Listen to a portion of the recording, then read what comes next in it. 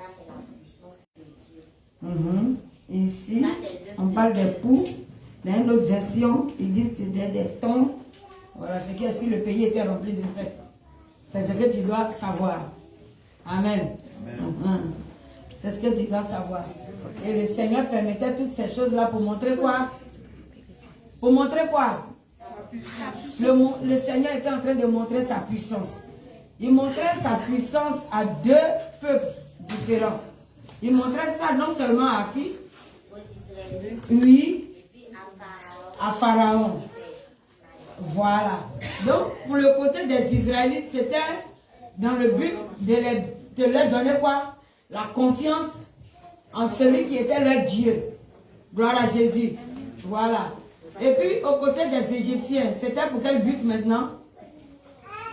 Aux côtés des Israélites, et ils remarquaient la puissance. C'est comme il y a une délivrance dans l'église. Voilà. C'est le camp de l'ennemi qui est dans la défaite. Mais les chrétiens sont contents de ce que la délivrance a eu lieu, n'est-ce pas? Voilà. Donc, aux côtés des Égyptiens, le Seigneur alors montrait qu'il était le véritable Dieu. Amen. Il était le véritable Dieu. Pourquoi? Parce que la Bible nous l'a déjà dit. Lui-même endurcissait le cœur de Pharaon. C'est-à-dire que le Seigneur avait la capacité de manipuler Pharaon. Pourtant, Pharaon avait des dieux que lui-même il adorait. Et à chaque fois, le Seigneur permettait que Pharaon fasse sortir la puissance de ses dieux. Mais en fin de compte, qu'est-ce qui se passe?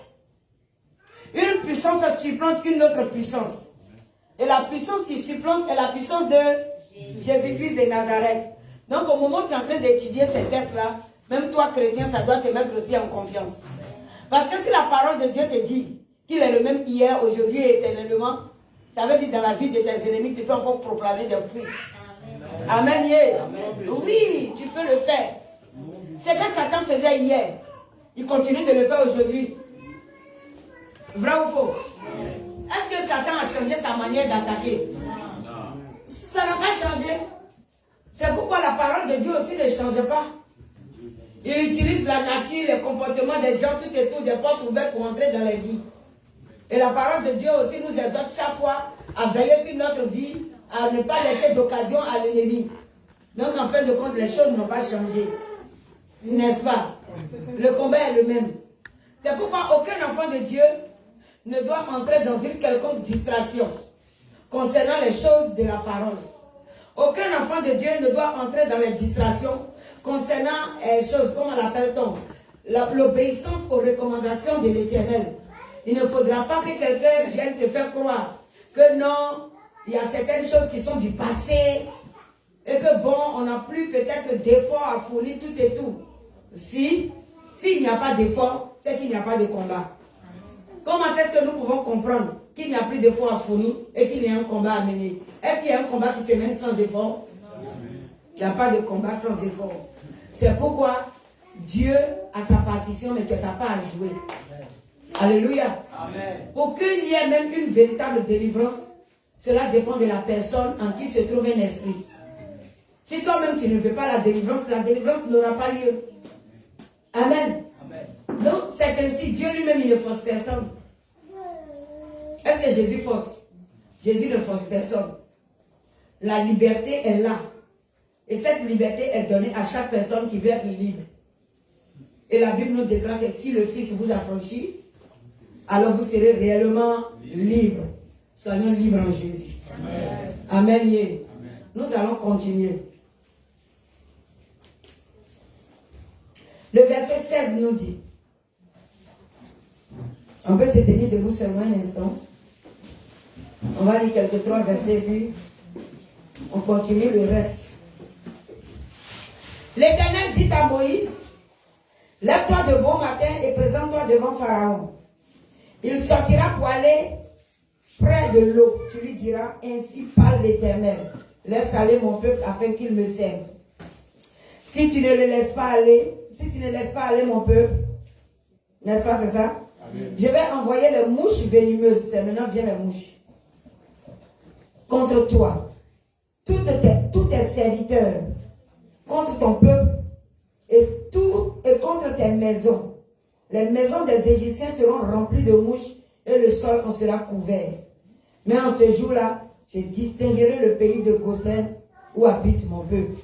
Et il n'y aura point de mouches, afin que tu saches que moi, l'Éternel, je suis au milieu de ce pays. Waouh! Est-ce que tu peux acclamer Jésus? Alléluia!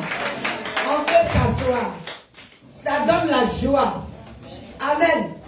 Alors, le Seigneur déclare, accomplit véritablement un miracle. Ça veut dire qu'il veut frapper un pays. Tel que nous le disons, Dieu n'a pas changé. Il dit, il y a quelque chose que j'ai remarqué. À chaque fois que le Seigneur envoie Moïse et Aaron devant Pharaon, il dit, allez-y de choses très tôt le matin. Est-ce que ça peut interpeller un enfant de Dieu? Oui, parce que la partie là m'a fait réfléchir. Le temps que, dans le livre de Jean 11, quand Lazare était mort, et qu'ils avaient envoyé un message à Jésus, Jésus disait à ses disciples, on va se retourner, parce que Lazare, notre ami, dort. Les disciples lui disaient, Seigneur, mais s'il dort, c'est qu'il va se réveiller. Pendant ce temps, Jésus leur parlait quoi? Du sommeil de la mort. Et ils ne pouvaient pas comprendre. Voilà. Donc, il était obligé de leur dire la vérité. Que notre ami Lazare, bon, est mort, je vais aller pour le réveiller. Ils ont dit, mais Seigneur, tout récemment, les Juifs cherchaient à te lapider. Et je ne sais pas si vous avez bien lu les textes. Les Juifs cherchaient à te lapider. Et puis on est quitté là-bas. Et puis c'est dans le même lieu encore tu veux retourner. J'ai compris quelque chose qui concerne Dieu. Ça veut dire le Seigneur classe chaque temps pour un combat. Et quand le temps d'un combat n'est pas là, ne le force pas. Parce que ce n'est pas toi qui oriente la bataille. C'est Jésus-Christ de Nazareth qui oriente la bataille. Le même Dieu qui était en Jésus, le même esprit, qui a quitté Jérusalem parce que les Juifs cherchaient à le lapider, le même esprit le retourne pour aller mener une bataille. Vous voyez comment c'est intéressant? Ça veut dire que quoi? Jésus lui-même sur la terre marchait dans l'orientation du Saint-Esprit. Amen. C'est très important pour chaque enfant de Dieu. Parce que les textes sont écrits au fait pour nous faire réfléchir. Un enfant de Dieu a le droit de marcher dans l'orientation du Saint-Esprit. On ne presse pas les choses. Il y en a le plus souvent, ils sont pressés ici de devenir chrétiens. Ça là, les démons de mon village sont foutus. Je m'avais atterri au milieu d'eux. Je vais frapper le féticheur, le vieux sorcier des choses de la famille. Quand le Seigneur t'a pas envoyé d'aller frapper quelqu'un, ne mets pas tes pieds en ce lieu. Tu peux finir de te convertir. Et puis le Seigneur a le temps qu'il veut pour que tu sois même encore loin de la famille. Ça dépend de Jésus. Amen. Mais quand le Seigneur décide de t'envoyer, c'est qu'il a déjà préparé la victoire. Oui, c'est pourquoi en toutes circonstances, il est bien d'interroger le Saint-Esprit. On ne se fait pas grand. C'est Jésus en toi qui doit grandir. Chacun doit diminuer et le Seigneur doit grandir. Alléluia. Amen. Dis à quelqu'un, laisse le Seigneur grandir. Et toi diminue. Alléluia. Amen. Il est bon d'être humble, de marcher dans l'humilité et d'attendre toujours le temps de Dieu. Humilité devant Dieu de manière. Le zèle nouveau a de la chaleur, mais il est encore puissant quand il a de l'espérance. Ah, ah c'est vrai. Quand il a de l'expérience, il est encore puissant. Gloire à Jésus. Amen. Là, en ce temps, il sait qui est Christ. Amen. Alléluia. Amen. Il a le discernement.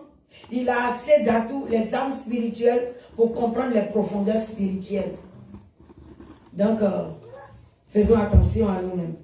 Gloire à Jésus. Amen. Jésus a dit, là où je voulais en venir, le Seigneur disait à ses disciples, pendant qu'il fait jour, je dois faire l'œuvre de mon Père. Parce que la nuit approche où personne ne peut travailler. Là encore, ça vous parle. Pendant qu'il fait jour, je dois faire l'œuvre de celui qui m'a envoyé. Parce que la nuit approche où personne ne peut travailler. Il y a des combats qui ne sont pas pour la vieillesse. Les combats sont pour la jeunesse. Si tu as négligé le combat de la jeunesse, pendant la vieillesse, il y a des jeûnes et prières que tu ne peux pas faire. Non. Papa connaît, c'est pas faux. C'est vrai, non? Voilà. Actuellement, là, il y a des jeunes gens. Avant, facilement, quand moi je commence un jeûne, c'est à partir de 3 jours que je pense que je suis au premier jour. Oui, c'est arrivé au 3e jour. Parce que si une journée je n'ai pas mangé, je n'appelle pas ça jeûne. Ça ne me dit rien. Je peux être en train de travailler, être en train de recevoir les enseignements de la part du Seigneur. Et puis ce n'est pas une affaire de jeûne. C'est un enseignement que le Seigneur m'apporte. Et puis il fait 3 jours dans ça. J'ai oublié que je n'ai pas mangé. Oui. J'ai oublié simplement que, depuis avant-hier, je n'ai pas encore mangé. Donc, au fait, chercher Dieu laisse en nous certaines habitudes. Vous voyez un peu? Voilà. Mais à partir de quand je jeûne véritablement, à partir du 3e jour, je savais que donc je suis en jeûne. Donc c'est 4e jour là maintenant qui me dit que tu jeûnes. C'est là que je commence à sentir que peut-être j'ai un peu faim. Et puis c'est là que commence ma résistance. Il faut dire, je jeûne. Ok. Donc, les jeûnes minimum étaient 1 semaine.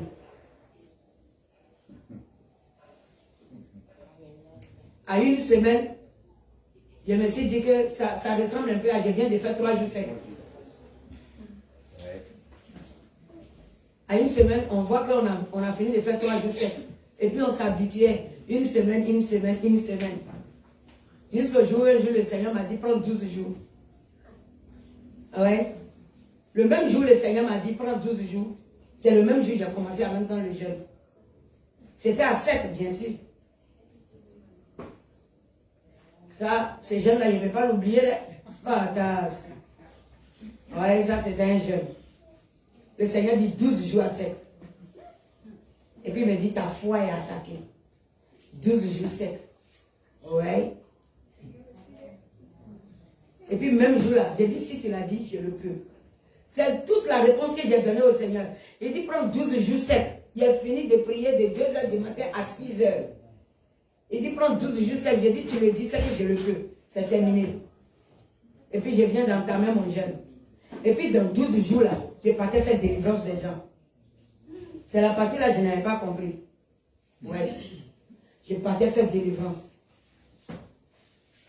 J'ai dit, je dépose mon pied comme ça dans la salle. Et puis l'esprit a dit, celle-là, elle n'a qu'à sortir. J'ai dit, ouais, c'est que Jésus est le Seigneur. Amen. L'orientation de Dieu est tellement intéressante. Mais dans 12 jours, le Seigneur a dit, il a fait 15 jours. Oui, parce que mon 12e jour, j'allais descendre. Le groupe de délivrance était en train de faire 3 jours à 7. Donc j'ai continué. À 7. Oui, à 7. Il faut demander à M. Kasso. À 7, sans manger ni boire l'eau. J'ai terminé les 15 jours. Ouais.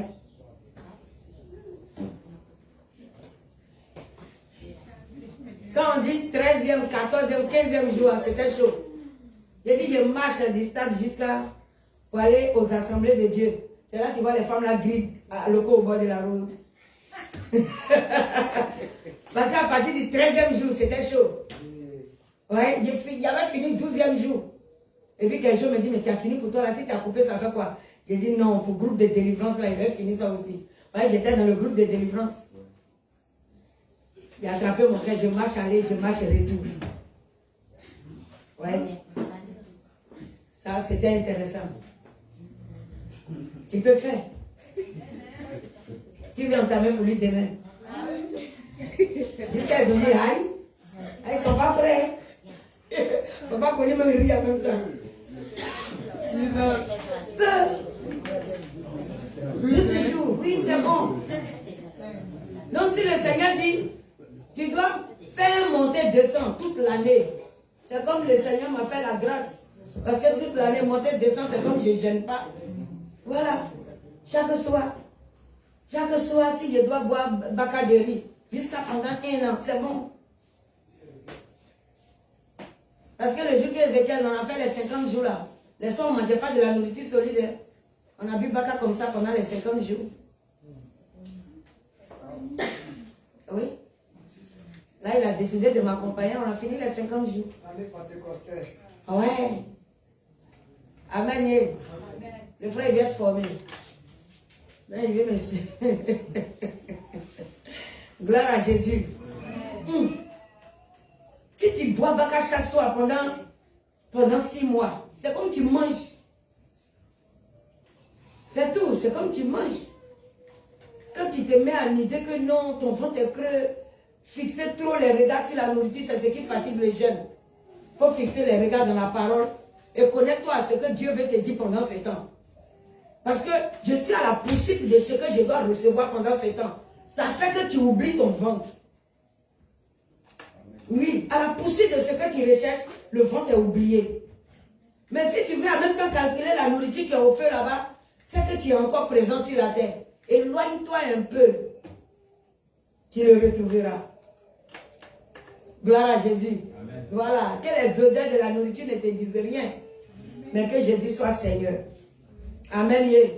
Donc pendant qu'il fait jour, jeunes gens, travaillez. C'est maintenant qu'il faut accumuler les jeûnes et prières. Tu les accumules. Et que ça monte au trône de l'Éternel. Dans la coupe qui est réservée pour toi. Que ça soit un parfum d'agréable odeur. Au moment convenable, l'exaucement tombera. Parce que tout est déjà là.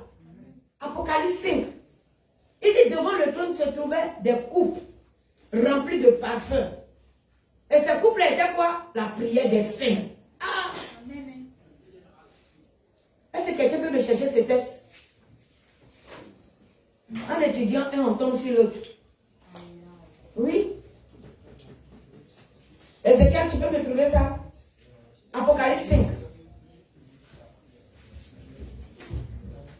C'est vrai que nous sommes en exode. Mais la parole de Dieu est liée. Apocalypse 5.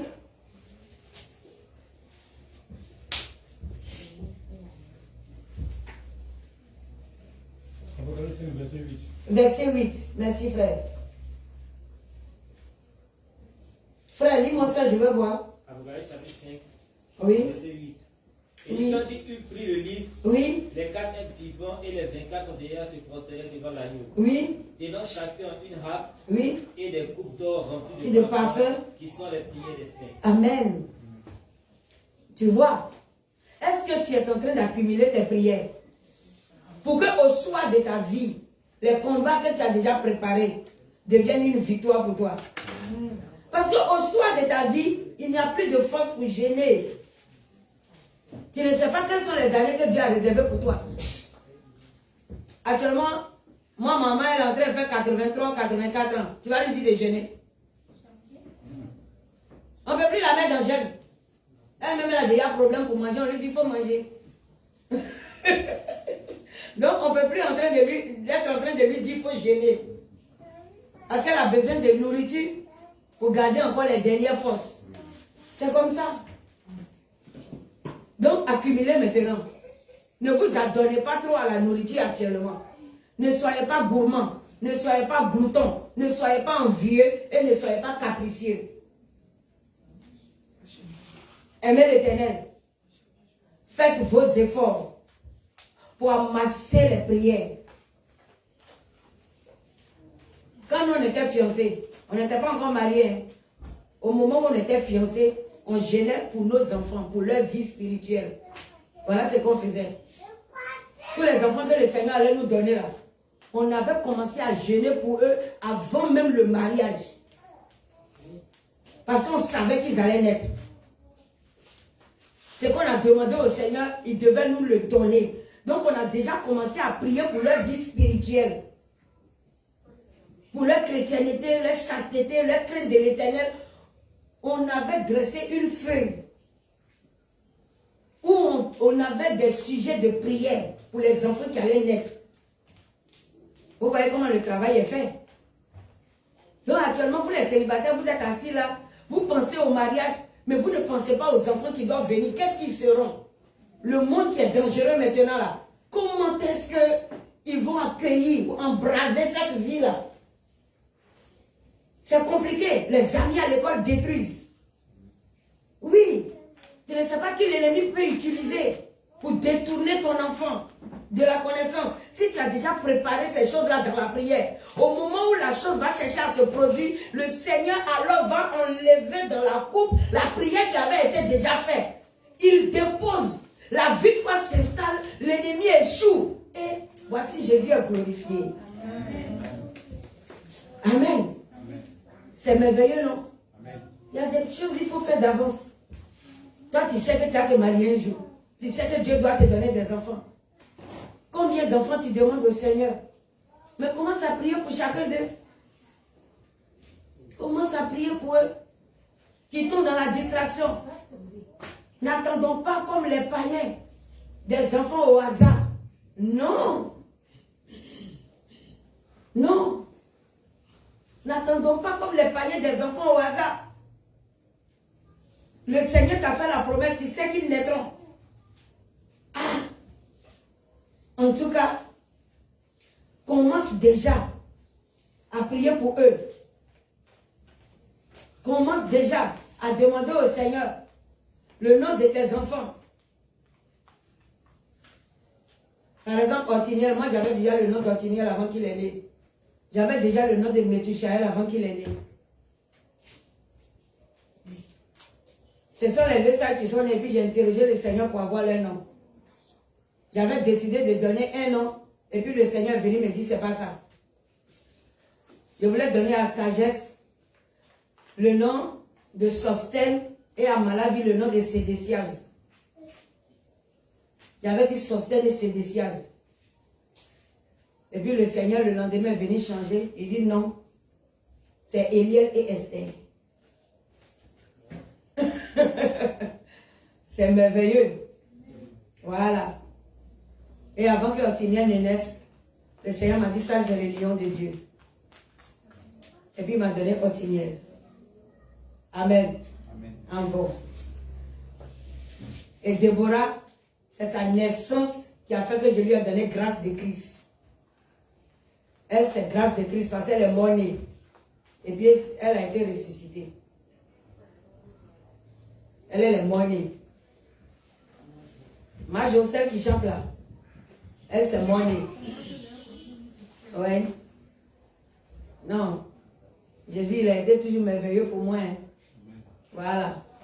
Maintenant, Métushaël, le Seigneur m'a dit, il a fini de faire enfant. Il dit non. Parce que mes accouchements en Jésus, là, c'était très compliqué. À chaque fois, l'ennemi attendait. Mais Jésus agissait. Et j'ai dit, c'est bon, il ne fait plus. J'avais décidé, en me mariant, de faire 10. Mais moi, j'ai dit, Seigneur, c'est bon. Même le Seigneur vient insister, mais j'ai dit, c'est bon. C'est bon parce que, le combat est trop. Il dit, mais il y a un que tu ne vas pas empêcher de venir au monde. Il dit, il va passer par où? Tellement, mais j'étais prête pour mon calcul même. Je ne prends pas pilule, rien, mais j'étais prête dans le calcul. Très prête. Le Seigneur dit, il y a un garçon qui vient par derrière, c'est mon serviteur, tu ne peux pas l'empêcher de venir. Ouais. Jésus, il a fini avec ça, il est fort. Au moment où j'ai savoir que j'étais enceinte de David, la grossesse avait déjà 4 mois. Oui, 4 mois, 6 jours. Ça veut dire le lendemain, ça faisait 4 mois, 1 semaine. C'est là que j'ai su que j'étais enceinte. C'est quoi je suis allé faire même et puis je sais qu'il y avait grossesse. Sinon, il n'y avait rien qui était bloqué en moi, pour ceux qui comprennent. Voilà. Tout se passait très bien, mais la grossesse était là. Dieu le faut, hein. Non, il ne m'a pas loupé, quoi. Donc, ainsi qu'il t'a fait le coup, c'est la semaine qui a suivi qu'il a donné la révélation à homme de Dieu. On dit, tu vois, le fils de Madame Kasso, c'est David, il s'appelle David, c'est mon serviteur. Donc c'est moi qui ai donné Métusaël, le Seigneur a donné David. Et puis il a donné les orientations. En tout cas, c'est celui ça s'est arrêté. Après, lui, il a dit, Seigneur, c'est bon, merci, pardon. Il dit, ok, mais celui-là était important pour moi. C'est pourquoi je ne le gère pas comme tout le monde. Lui-même, il le sait déjà. Je l'oriente comme un serviteur de Dieu. Et quand il veut se comporter d'une manière, il dit, tu dois savoir que tu n'es pas la même chose comme les autres. Si on donne quelque chose à quelqu'un, puis lui vient envier, je dis, ce n'est pas toi. Commence à dire, je ne suis pas comme ça. Et puis il sourit, il dit, je ne suis pas comme ça. Voilà. C'est comme ça. Connaître la destinée de son enfant et puis le dicter selon le Seigneur. C'est très important. Que Jésus nous garde.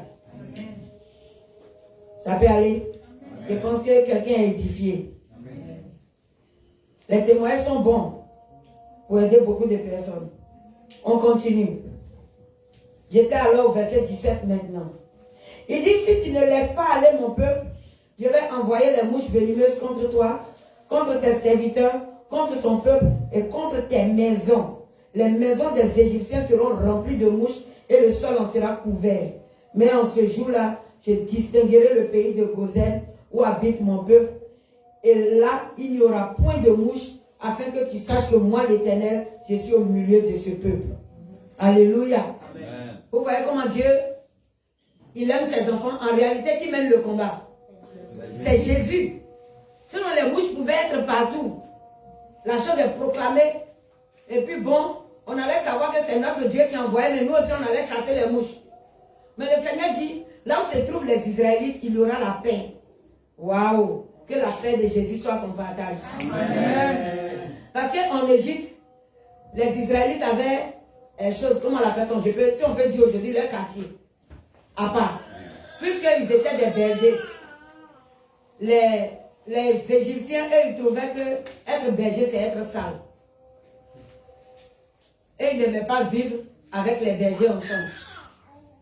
Donc, quand ils sont venus en Égypte, on leur a donné une chose, comment l'appelle-t-on? La contrée de Gozen. Pour qu'eux puissent occuper cette contrée, il y avait assez d'herbes, tout ça là pour leur troupeau. C'est pourquoi on les a mis là-bas. Ils étaient loin. Donc, quand le Seigneur envoyait les mouches, ce quartier-là, cette contrée-là n'a pas été touchée par les fléaux qui venaient sur Israël. Oui. Non, Jésus il est fort. Dans le même pays, et ils étaient épargnés. Mais c'est ce qui a permis peut-être à certains Égyptiens de rentrer dans le groupe avec les Israélites pour sortir. Amen. Mais si moi j'étais à l'état, j'allais aller épouser les Israélites. Un Dieu vrai comme ça, est-ce qu'on peut le laisser? Mais au moment où les fléaux venaient, Dieu envoyait chaque plaie. Les dieux des Égyptiens, ils étaient où? Les autres dieux sont des morts. Alléluia. Amen. Oui, les autres dieux sont des morts. Des dieux qui ont été fabriqués par des hommes. On dit l'ouvrier. Il rentre dans la brousse, il prend le bois, il le taille et puis il dit, voici mon Dieu. Ce Dieu ne peut rien faire. Lorsque le feu prend ta maison, lui-même il est brûlé le premier. Il est brûlé le premier. Ils s'en vont, ils font les terres piques là. C'est qu'on prend pour fabriquer ancienne maison là. Il fabrique, c'est elle là. On fabrique yeux, on fabrique nez, on met sur lui. On l'entoure avec paille blanc. Et puis on dit, voici un Dieu. Mon cher, il faut prendre ton marteau, il va se casser. Mais nous, notre Dieu, il est le rocher qu'on ne peut briser. Aïe. Il est le rocher qu'on ne peut briser. Le Dieu des dieux, le Seigneur des seigneurs. Amen. Le véritable des véritables. Alléluia. Amen. Aïe. Tous les autres dieux sont l'œuvre de main des hommes. Il n'y a qu'un seul Dieu, et nul n'est comme toi. Car tous les autres dieux sont l'œuvre de main des hommes. Mais il reste seul vrai Dieu, et nul n'est comme lui.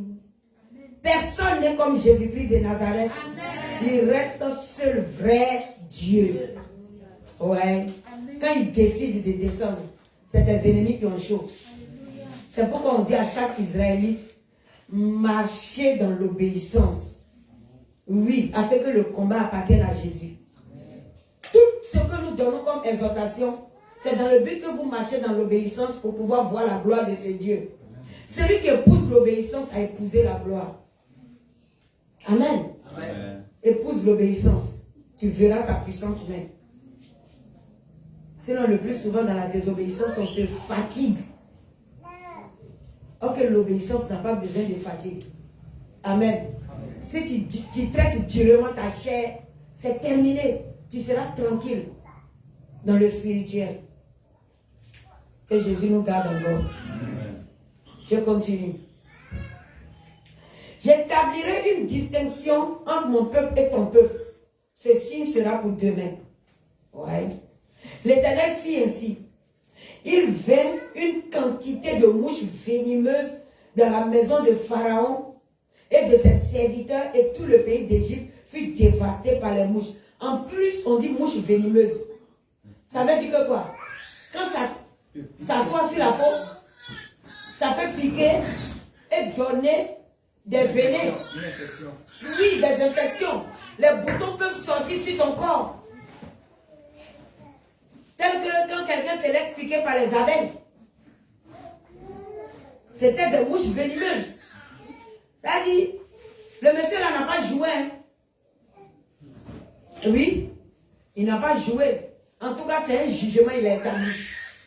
C'était pour montrer à Pharaon et à tous les dieux d'Égypte que le véritable Dieu était présent.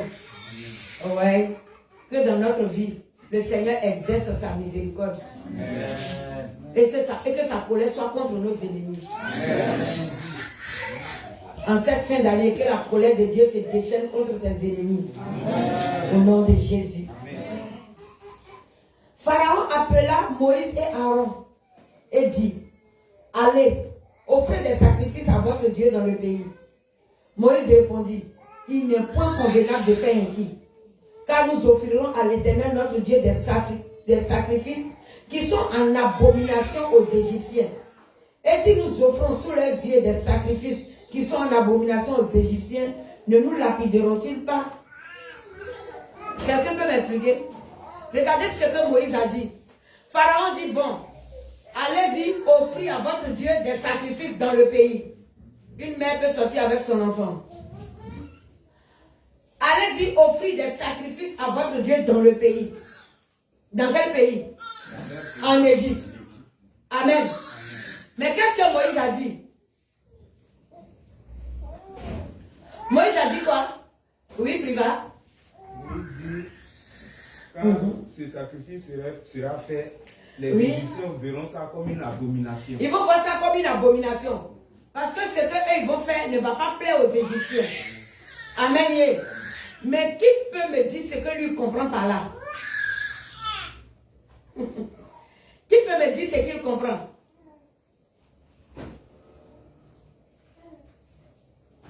S'il vous plaît. Allons vite, si on peut terminer le chapitre 8 là, c'est bon. Hein? Tu comprends pourquoi par là? Oui, serviteur Paul. Moi, je comprends par là que d'abord, il faut savoir que les Égyptiens, les Israélites en Égypte sont déjà d'abord des esclaves. Non, pas ça. Ils sont en Oui, oui. Ils sont esclaves. Oui, ils sont esclaves en Égypte. En Égypte. Oui. Donc maintenant, les adorations qu'ils vont faire devant Pharaon seront des adorations qui ne plairont pas à Pharaon parce que leur manière d'adorer leur Dieu n'est pas la même chose. Bon, tu as dit qu'ils sont esclaves. C'est qu'il y a quelque chose que tu voulais expliquer par là. Oui, oui.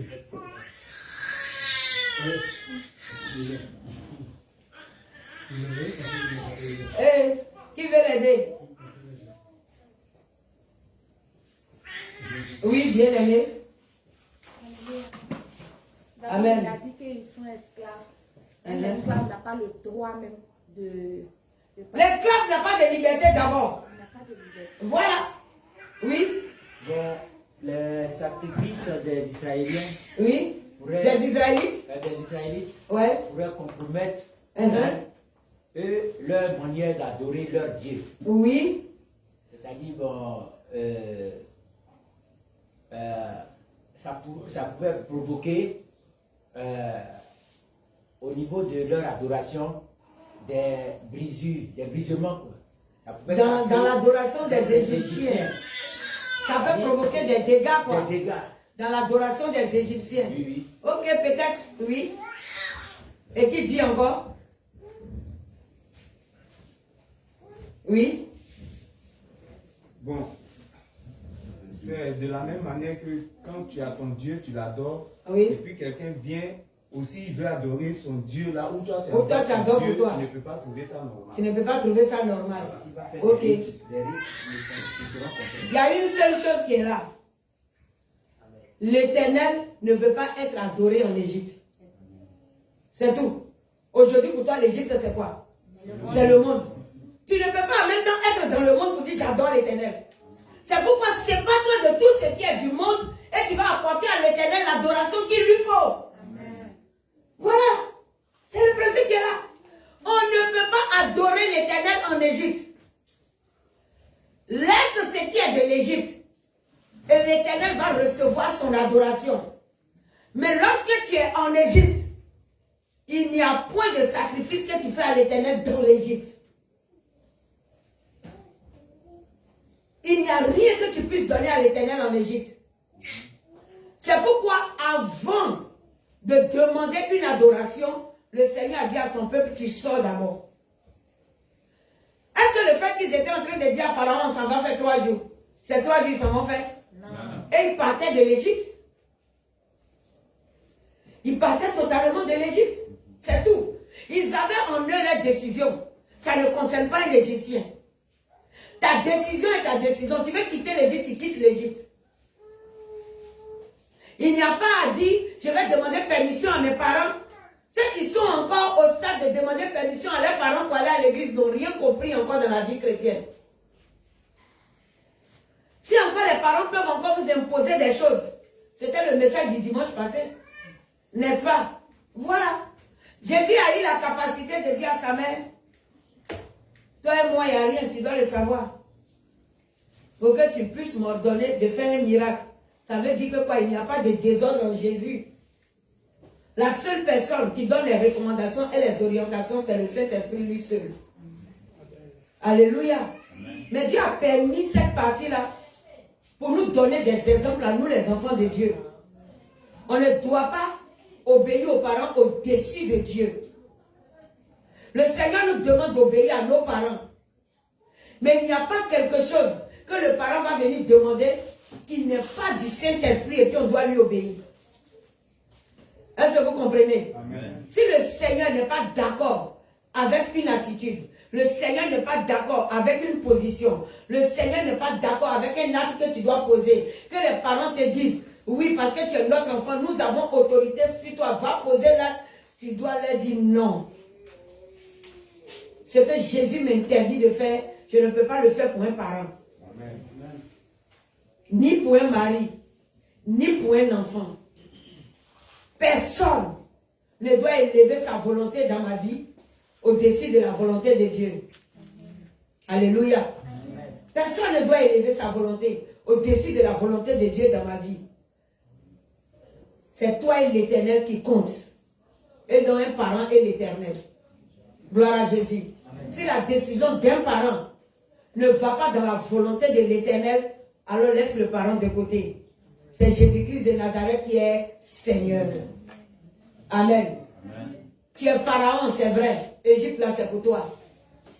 Tu nous donnes la permission de faire nos sacrifices ici et puis d'adorer notre Dieu. Mais dans toi, ton pays, là, nous, on ne peut pas adorer notre Dieu. Parce que on n'a pas besoin de mettre en confrontation notre Dieu et un autre Dieu. Nous, notre Dieu, il descend pour exercer un jugement sur toi, ton Dieu. On ne peut pas les mettre ensemble sur la même terre pour faire une adoration. C'est pourquoi ton corps étant le temple du Saint-Esprit, Satan et Jésus ne peuvent pas vivre ensemble dans ce corps. Mais aujourd'hui, les chrétiens veulent réconcilier Satan et Jésus. Dans votre comportement, vous voulez les réconcilier. Tu sais où la guerre a commencé? La Bible dit qu'il y eut guerre dans le ciel. Michel combattit. Et Satan et ses anges combattit, mais ils ne furent pas les vainqueurs. C'est maintenant toi, tu veux envoyer la réconciliation. Tu veux te dire que tu es plus sage que Dieu. De sorte que tu refuses, tu t'entêtes à ne pas abandonner certaines choses que le Seigneur te dit d'abandonner. parce que toi tu trouves que non, il faut aussi collaborer un peu avec le monde, sinon on ne serait trop villageois. Amen. Reste là, tu vas devenir citadin en enfer. Amen. Il ne faut pas être villageois, tu seras citadin demain. Et puis tu vas trouver qui sera ton roi. Ah, ça c'est la vérité. Amen. Chaque fois que j'ai le micro, je vais parler. Ah oui, je t'aime bien, mais je suis obligé de parler. C'est ce que le Seigneur m'a recommandé de te dire que j'ai dit. Alléluia. Amen. Voilà. On ne met pas Jésus et Satan ensemble. Ça ne marche pas. Amen. Amen. Tu ne peux pas adorer Jésus, lui offrir des sacrifices en Égypte. Lui-même, il a dit que nous ne sommes pas du monde, non? Donc vous voyez que nous marchons tous ensemble comme ça, mais dans le monde spirituel, sur le plan spirituel, nous sommes à part. Le monde est divisé sur le plan spirituel. Amen. Alléluia. Et Dieu viendra chercher ses élus. Amen. Amen. Donc Satan, lui, connaît sa place. Il est important que toi, chrétien, tu connaisses aussi ta place. Dis à ton frère, on n'associe pas Satan et Dieu. Alléluia. Si tu veux les associer, tu vas mener le combat de quelle manière? Si Moïse, qui a été envoyé par Dieu, n'est pas résolu, la délivrance d'Israël n'allait pas avoir lieu. Donc sois résolu dans la vie chrétienne. Amen. Tu es là, tu t'amuses. Aujourd'hui, tu viens, demain, on ne te voit pas. C'est toi, tu bavardes. C'est toi, tu es trop iré que nous tous. Il faut rester iré. C'est toi seul qui connais la vie là. Ah, quand même. Attention, hein. La véritable vie, c'est Jésus. Donc, au verset 22 toujours, Moïse répondit, il n'est point convenable de faire ainsi. Est-ce que vous avez compris? Il n'est point convenable. Non. Ce n'est pas normal. Ça ne convient même pas à Dieu que les choses se fassent de cette manière. Il n'est pas convenable de faire ainsi. Car nous offrirons à l'Éternel notre Dieu des sacrifices qui sont en abomination aux Égyptiens. Nous, on offre à Dieu des sacrifices qui sont en abomination aux Égyptiens. Est-ce que vous savez ça? Hein? Le fait que je suis toujours voilé, le monde n'est pas d'accord. C'est en abomination aux Égyptiens. Ils vont dire, mais ça là, c'est quoi ça? Amen. Mais c'est ça. C'est ce que mon adoration demande. La Bible, c'est ce qu'elle nous demande. Amen. Elle te demande d'être voilée. C'est tout. Et de te parler de bonnes œuvres. Et non de bijoux. Si tu refuses de te parler de bijoux, tu es en abomination à l'Égypte. Et certaines sociétés même vont te dire, non, toi tu ne nous conviens pas. Vous voyez? C'est pourquoi vous les chrétiens, vous devez être déterminés pour qu'à travers vous, il y ait des entrepreneurs. Amen. Oui. Afin qu'il y ait des activités aussi pour des chrétiens dans ce lieu où nous sommes. Gloire à Jésus. Qu'on puisse trouver des présidents chrétiens, des ministres chrétiens. C'est ça. Des hommes élevés chrétiens. Si aujourd'hui, eux seulement possèdent toutes les grandes places du monde, voyez déjà la bataille. Partout où tu passes aujourd'hui, dans tous les domaines d'élévation, c'est eux qui sont positionnés. Est-ce que vous trouvez ça normal? Ce n'est pas normal. Ce n'est pas normal. Chrétiens, levez-vous. Éduquez bien vos enfants. Instruisez vos enfants. Priez pour leur élévation. Et que Jésus soit glorifié dans leur vie. Amen. Alléluia. Amen. Afin que eux aussi, ils aient des sociétés où ils imposent Jésus. Qu'il y ait des écoles chrétiennes où l'enseignement de Dieu est donné, où Jésus est imposé, et que les désordres sortent de la vie du monde. Amen. Amen. Amen. La Bible dit que nous sommes le sel de la terre. Et il nous a envoyés afin d'assaisonner, de leur faire comprendre qu'ils ont un créateur, le véritable, qui a besoin d'eux pour les délivrer de la captivité. Mais aujourd'hui, nous voulons nous confondre à eux. Tu as fait comment pour lui parler? Il ne faut pas parler de Jésus comme un chrétien à l'état de Pharaon. Pharaon dit, servez votre Dieu, mais dans l'Égypte. On ne peut pas servir Dieu en Égypte. Celui qui ne sort pas de l'Égypte ne peut pas servir son Dieu. Yes. On ne sert pas Dieu en Égypte. Si quelque chose n'est pas utile, laisse. C'est tout. L'apôtre Paul pouvait dire tout est permis. Mais tout n'est pas utile. Tout m'est permis. Où je suis là, je peux me mettre en pantalon et puis venir ici. Il y a des gens qui vont acclamer, comme il y a des gens qui vont refuser. Alléluia. Amen. Mais ce n'est pas les gens qui importent. C'est ce que l'Éternel veut que je sois, que je veux être. Amen. Alléluia. Amen. Sinon, tu as dit que je suis vilain en pantalon. Quand tu regardes, tu sais que ce n'est pas vilain en pantalon.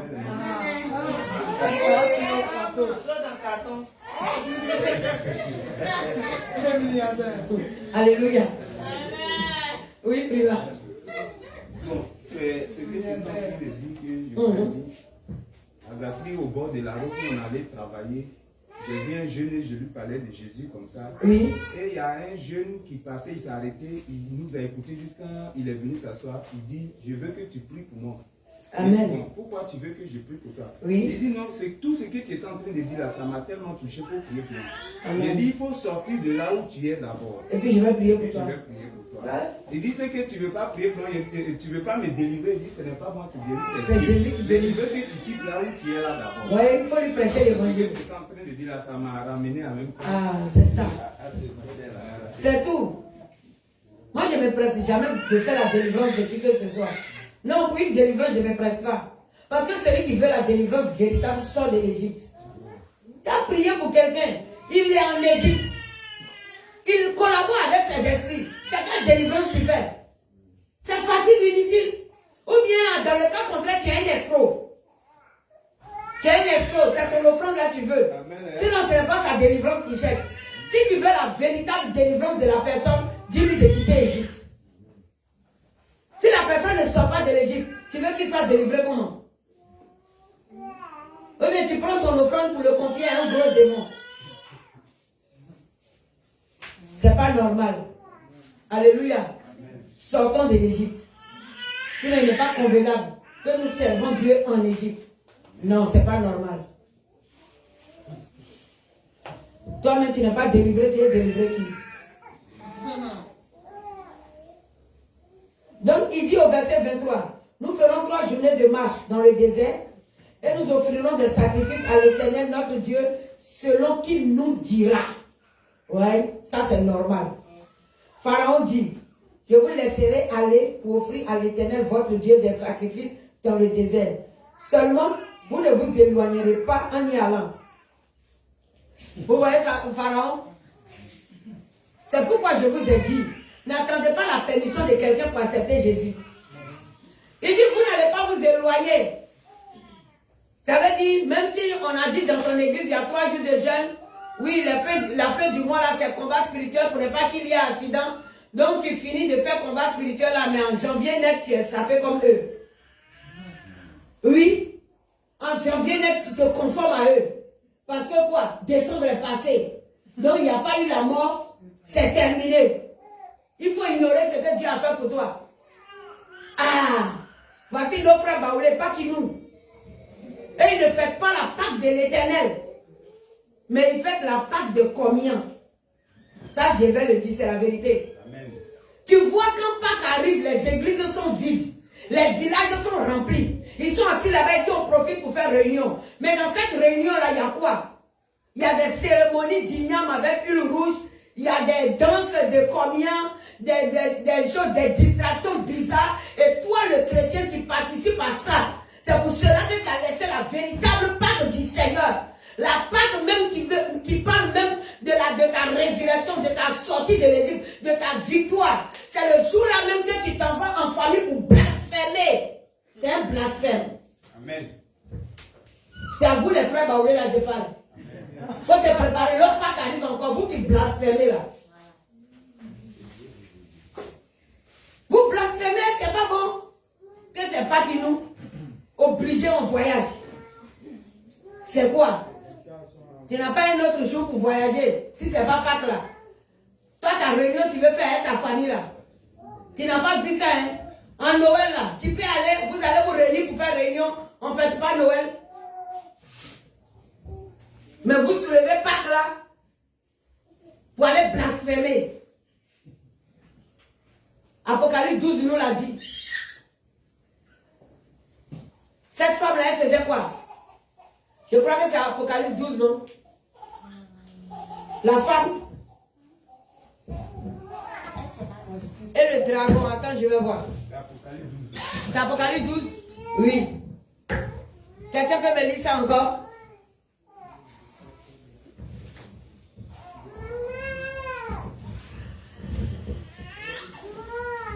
Apocalypse 12, verset combien?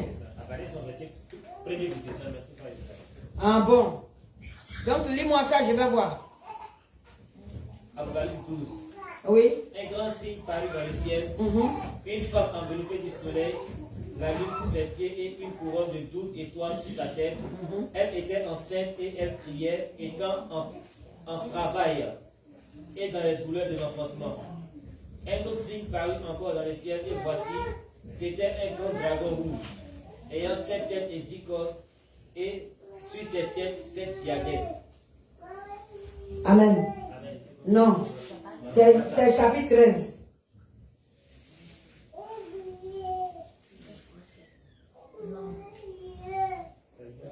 C'est blasphème là. Attends, je ne veux pas perdre ma page. Blasphème ça. C'est pas cette femme, c'est 17. Apocalypse. Merci. C'est Apocalypse 17, frère. Combat de la chute là. Oui, Apocalypse 17. Apocalypse 17. Oui. Oui, lis, frère. Avec son verset premier. Puis un des 7 anges qui tenait les 7 coupes vint, Oui. et il m'adressa la parole en disant, viens, je te Viens. montrerai le jugement de la grande prostituée Je te montrerai le jugement de la grande prostituée. qui est assise sur les grandes eaux. Elle est assise sur les grandes eaux. Quand on parle des grandes eaux, ça veut dire quoi? On ne parle pas de la mer. Hein. Quand on dit elle est assise sur les grandes eaux, ça veut dire quoi? Oui? Sur les nations. Sur les nations. Elle gère les puissants hommes. Voilà. Quand le Seigneur comme ça prend un évangéliste et puis t'envoie au bord de la mer. Et puis il est en train de te montrer que tu es en plein au milieu de la mer. C'est parce que le Seigneur est en train de dire que tu es appelé à évangéliser le monde. Il te confie ça. Parce que dans la mer se trouve quoi? Les poissons. Tandis que le Seigneur disait quoi à Pierre? Viens, je ferai de toi les pêcheurs d'hommes. Alléluia. Voilà, pour pêcher des hommes. Et le plus souvent, il y a des chrétiens qui trouvent qu'ils ont eu des songes où ils ont attrapé beaucoup de poissons dans la cuvette. Avant d'arriver à la maison, tout est perdu. Ça veut dire qu'il y a un mauvais encadreur. Évangéliste mauvais encadreur. Tout poisson là est perdu. Et puis il y en a, ils trouvent qu'ils ont attrapé les poissons. Et puis eux-mêmes, ils ont tué tous les poissons. Tu vois, non? Voilà. Ça veut dire que toi-même, tu n'as même pas la connaissance. Tu évangélises. Et comme en toi, il n'y a pas la parole de vie, tu tues les personnes que tu appelles. C'est dans quel milieu tu les envoies? L'évangile, ça peut aussi être des pains. Oui, ça dépend. Le Seigneur peut montrer même un champ de riz, tout et tout. Mais je suis en train de parler d'ici, peut-être de la mer. Voilà. Sinon, comme évangéliste, le Seigneur peut te montrer un grand champ de riz. Ça vous dit que tu es appelé. Tu es appelé à travailler, au fait, pour le Seigneur. Une bâchée pleine de pain. Une bâchée pleine de pain. Ça veut dire donne à manger aux nations.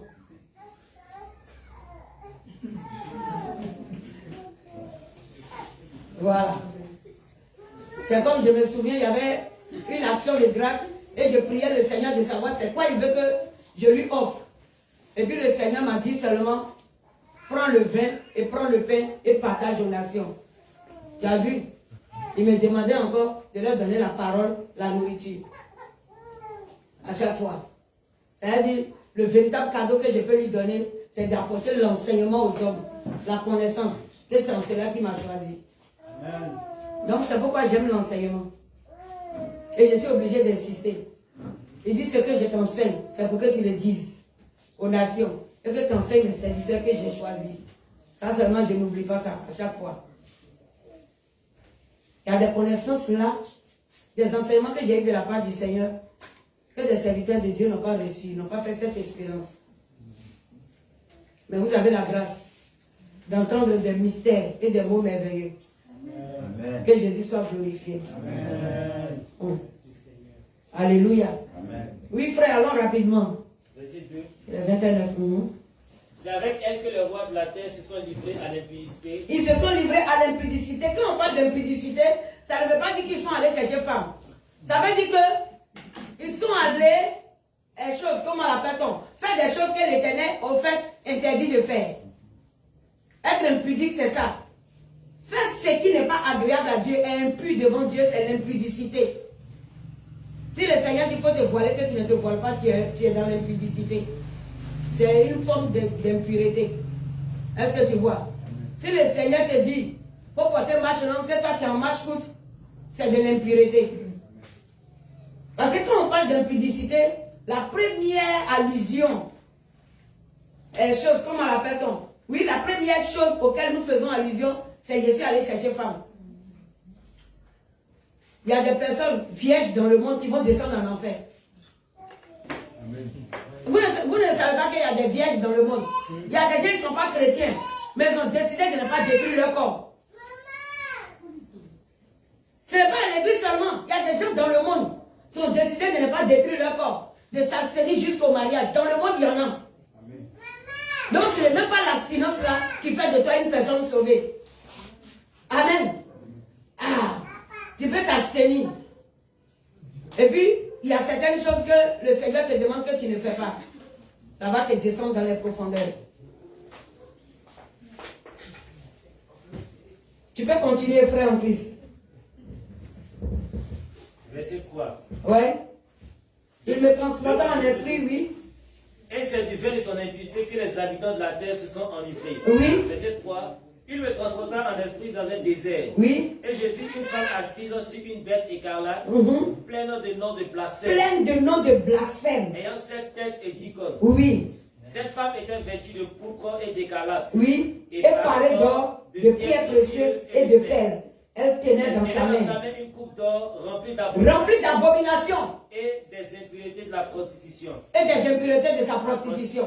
De la manière dont les anges tenaient au devant du Seigneur des coupes remplies de prières des saints, des coupes de parfum qui étaient la prière des saints, elle aussi, elle tient dans sa main des coupes d'or remplies de quoi? D'abomination. Quand on parle de coupes, on parle de la vie des personnes remplies d'abomination. Ça veut dire qu'elle veut te prendre. Et puis ce que Dieu dit de ne pas faire là, c'est ce qu'elle va faire sur tout ton corps. Elle va te parer, elle va te mettre des fossiles. Elle va te mettre des rouges à lèvres. Elle va te mettre des crayons assortis dans tes oreilles. Elle va te maquiller. Elle va mettre tes seins au dehors. Elle va te faire porter des habits. Pas possible. Ça veut dire, parle mal à Jésus. Pour dire que tu vois comment je me maquille. Toi aussi, là-bas, tu as mal fait mon dessin. C'est ce qu'on appelle, oui, c'est ça qu'on appelle l'abomination. Une femme qui se met devant un maquillage est en train de dire à l'Éternel que tu as mal fait mon dessin. Donc je vais utiliser les make-up, etc. Tout ça là pour me refaire. Toi le Dieu, faux architecte. Regarde comment tu as penché mon nez. Mes yeux ne sont pas dressés. Tu as vu que mes cils ne sont pas peignés. Je vais les peigner. Tu as vu comment mes cheveux sont crépus. Voilà.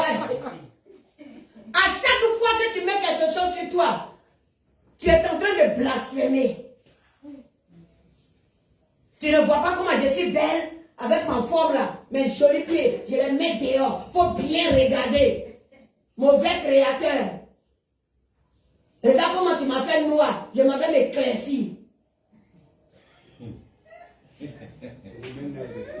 Ah.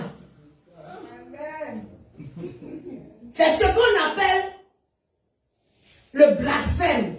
Les gens lisent, ils ne savent pas.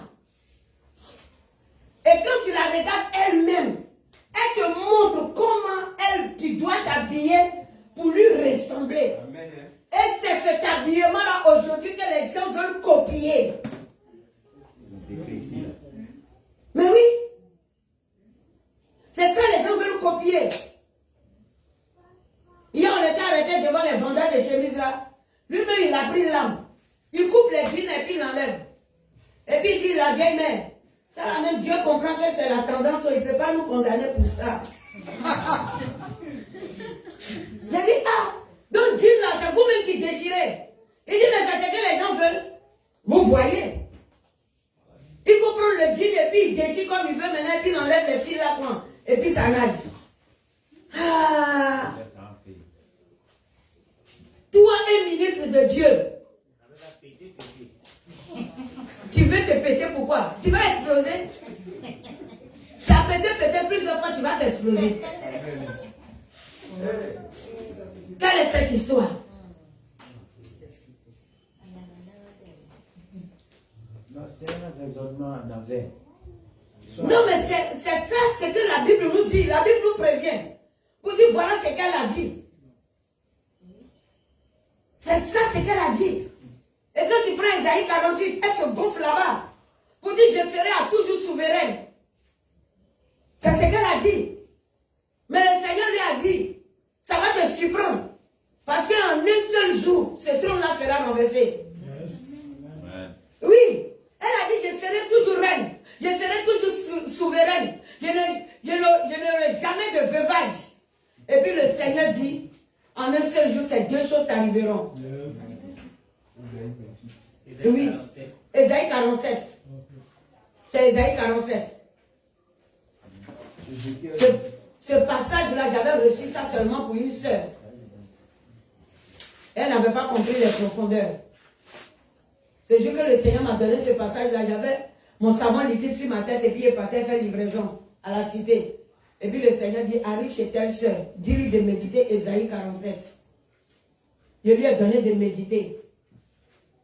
Quand elle a commencé à méditer, elle a vu les premiers mots, genre comme c'est trop injure. On dirait que ça commence par vierge fille de Babylone. Elle n'a pas compris ce que le Seigneur disait. Alors que le Seigneur était en train de dire que la sirène veut lui arracher quelque chose. C'est ce que le Seigneur était en train de lui dire. Elle n'a pas compris. C'est un jeudi, je me souviens, je lui ai donné le passage. Moi, mais je n'avais pas encore lu. Puisque mes produits étaient sur ma tête, moi je partais vendre. Le Seigneur dit, passe chez la sœur et donne-lui Ésaïe 47. Je suis arrivé et dit, le Seigneur dit, il faut méditer Ésaïe 47. Donc si tu ne comprends pas, dimanche, il faut venir en voir, parce que moi, mais il n'est pas encore lu. Mais je t'ai donné le test. Dimanche, elle m'a trouvé. Et puis elle dit, je n'ai pas compris ton test. Je suis allé, je lui ai expliqué que c'est un combat que le Seigneur veut que tu mènes contre la sirène parce qu'elle veut t'arracher quelque chose. Ou un enfant ou un mari. Et puis elle a dit, si c'est ça là, c'est que le combat là est déjà fini. Parce que vendredi là, en tout cas c'était pas facile. Hein. Mon tel fils là, il était tombé vraiment, on a prié, on a fait ceci et puis Dieu a fait grâce. C'est que le combat est fini. Déjà le combat n'était pas fini. C'est 2 mois après que le combat est arrivé. Est-ce que ça a fait 2 mois même? Ça n'a même pas fait 2 mois. Je suis allée faire foi à Gagnoa. Et puis elle est allée pour le mariage de son beau. C'est étant là-bas que son premier fils, qu'elle a fait après le mariage, est tombé dans l'eau au Cargill. Ah, c'est son fils. Tu la connais? Vous étiez là-bas? Ok. C'est là maintenant qu'on va comprendre le passage. La sirène a dit, je ne serai jamais veuve et je ne manquerai jamais d'enfant. Donc elle veut t'arracher un enfant. Elle veut t'arracher ton mari. C'est ce qu'elle dit. Elle dit les maris des gens, elle va toujours les arracher. Elle dit, il aura toi le célibat dans ta vie, il aura la stérilité dans ta vie. Il aura des monnaies dans ta vie. Il aura des enfants qui échouent. Elle va tout récupérer. Qu'elle ne va jamais manquer d'enfants, elle ne sera jamais veuve. Et le Seigneur lui disait de prendre ce passage pour mener le combat. Pour dire ainsi par l'Éternel. Ces 2 choses arriveront à la fois. La privation d'enfants et le veuvage. On mène le combat avec ça pour arracher son mari de la main de la sirène. Mon mari que tu as transporté, ma femme que tu as transportée, je t'arrache ça au nom de Jésus. Son cœur que tu as pris, je t'arrache ça. Ses pensées que tu as possédées, je t'arrache cela au nom de Jésus. Ça, c'est un test de combat.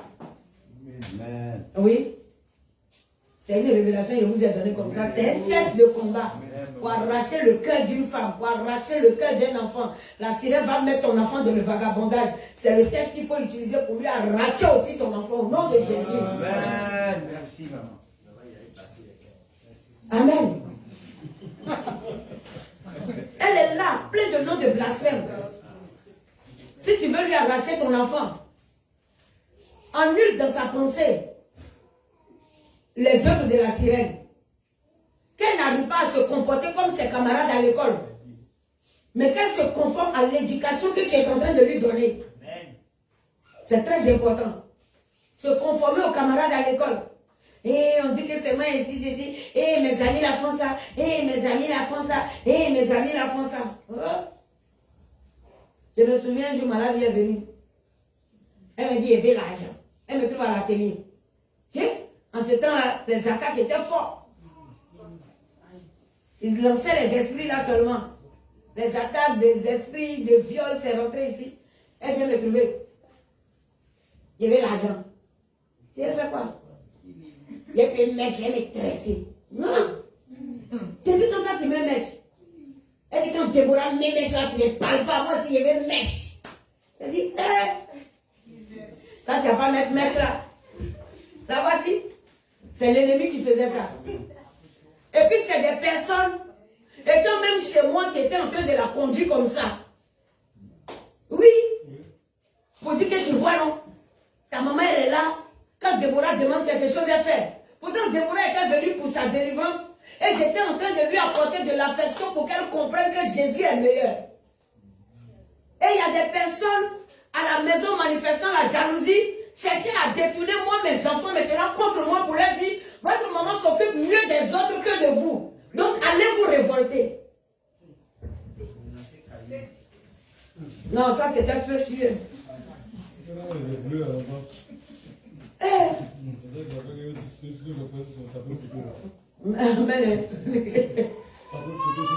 Vous voyez? Il a dit, toi, tu portes les choses mèches depuis quand? Tiens! Ça, c'était un combat qui avait chauffé. C'était pas à faire. Là, je vais aller me tresser. Quand Déborah se tresse, tu ne parles pas. Tiens! Ouais. C'est bien sûr, elle ne s'est pas tressée. Il y a une question. Oui, allons-y. S'il te plaît, tu travailles dans une cité et puis on t'exige le pantalon. Tu fais comment? Ok. Tu travailles dans une société et puis le pantalon est exigé. C'est selon le travail là-bas. Le pantalon devient quoi? Voilà, un habit de travail. Comme on peut exiger une blouse. Mais tu ne te promènes pas dans les rues avec ta blouse. Quand la sage-femme finit son travail à l'hôpital, elle fait quoi? Elle enlève sa blouse et puis elle porte son habit. N'est-ce pas? Mais je ne sais pas pourquoi nos soeurs qui font cacao là, elles pensent qu'elles sont obligées de se promener avec leurs pantalons dans les rues. C'est exprès. Elle a tout compris, je n'ai pas parlé. Ah, tu t'habilles, arrivé au travail. Tu portes ta tenue de travail, tu exerces ton activité. Quand tu finis, tu rentres dans un coin, tu t'habilles encore et puis tu sors de la société. Tu t'habilles en pantalon. Mais parce que tu as envie de montrer certaines choses que nous avons envie de voir, alors c'est mon travail. C'est pas ton travail, tu mens, tu veux porter pantalon.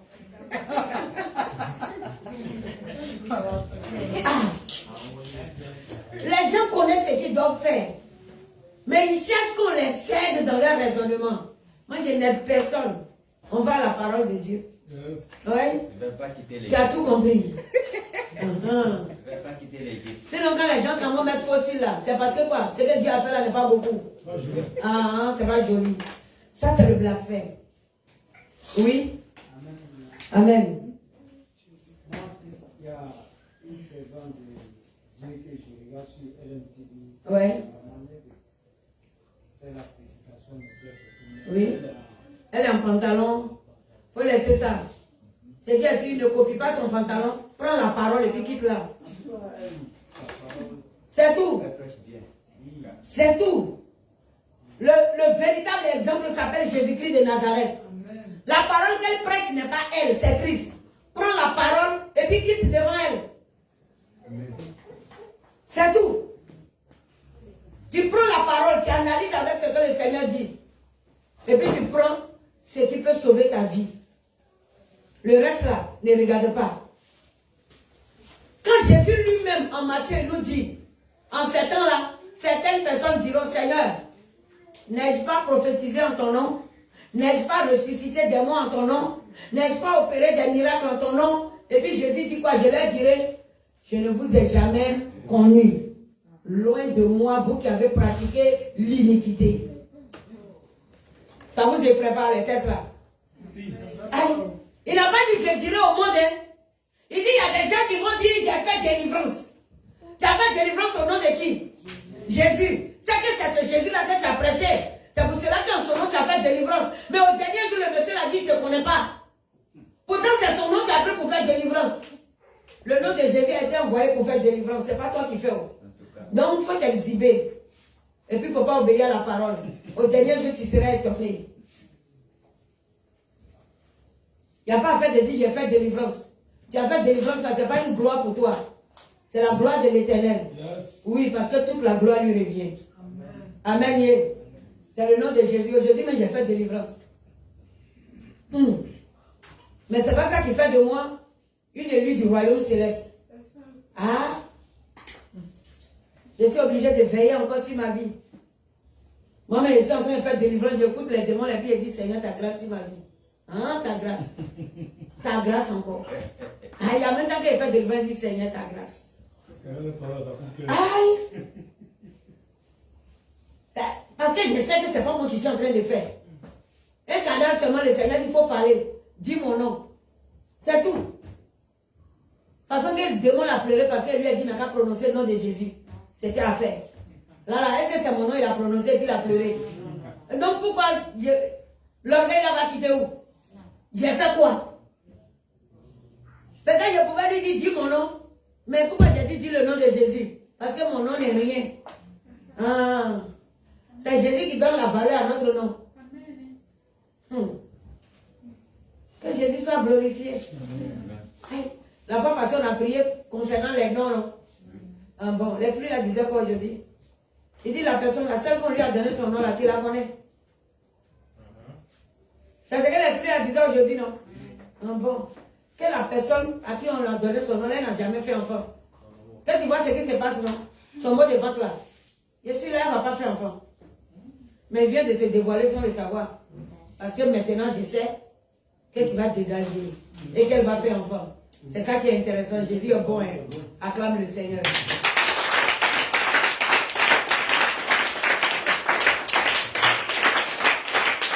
Apprenez à donner les bons noms à vos enfants. Ton arrière-grand-père sorcier au village, il n'a pas reçu délivrance. Tu l'aimes tellement que c'est son nom qui apprend pour coller sur ton enfant. Pardonnez, quittez dans vos noms de village là. Oui, vous les chrétiens là.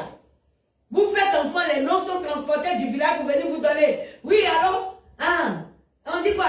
Oui, dit, la femme là, elle a accouché. Faut pas oublier le nom de ton arrière-grand-père là. En tout cas, il va avoir son homo sur la terre. Dans tout là, là-bas, on est qu'à lui donner homo.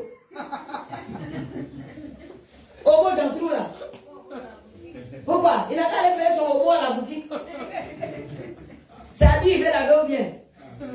Il n'y a pas homo que je vais aller lui donner dans tout là-bas. Pour rien comme ça. Et puis il va apporter quoi au mot là même ici?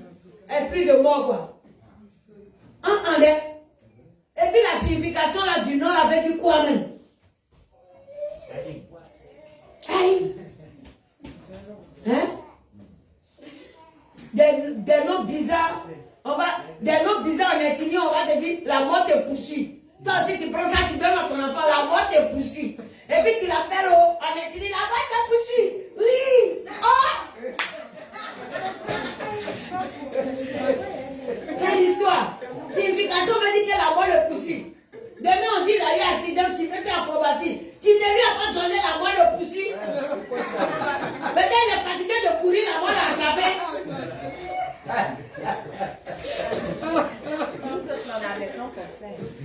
Changer. C'est à cause de ça que j'aime mon frère Jean là. Bébé Jean le couturier là. Il a tout changé. Oui. Comment les parents lui ont donné 3 vilains noms. Hein? Lui seul, Koutaou. Ça veut dire que tu es pour la mort. Isabelle Koutaou, Koumedjina, ça veut dire que j'étais accouché encore pour la mort. Baby, la vie t'a refusé. Koutaou, Koumedjina, baby. C'est quoi ça? Les parents là même dormaient où et puis ils ont donné un nom pour là. Tu as trouvé qu'ils ont eu les raisons de donner le nom. Koutaou, c'est pour la mort. Koumedjina, j'étais accouché pour la mort. Baby, la vie ne veut pas de toi. C'est la mort. Il a fallu que le frère aille changer ses noms au pays pour revenir, pour que les choses commencent à marcher. Il avait toujours échoué comme ça. Mais tu t'appelles la mort. Tu étais accouché pour la mort. Tes finances, là, tout est pour la mort. Tout ce qui t'appartient, c'est pour la mort. Tu ne sais pas faire à tous tes enfants, selon pour la mort. C'est quoi? Que Koutaou, Koumedjina, bébé, tout ça. Le frère a changé. Il a tout changé. Ouais. Il y a quelqu'un au travail là-bas qui est goûté ici. Bouillon là, ça veut dire quoi? Sorcier. Voilà. Oui, mais c'est ça. Il y a un collègue au travail Ah. qui s'appelle Bouillon. Oui, on l'appelle bouillon. Depuis les filles, Mais, c'est sinon. Ça, c'est un vilain sinon. Oui. si tes parents sont donnés le nom et que tu es devenue une nouvelle créature dans le Oui, Seigneur, il faut lier la puissance du nom. parce Moi, que j'avais fait le jugement de ma fille.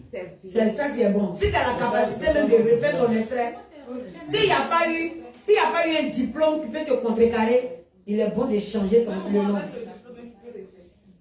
Ah, tu peux, non?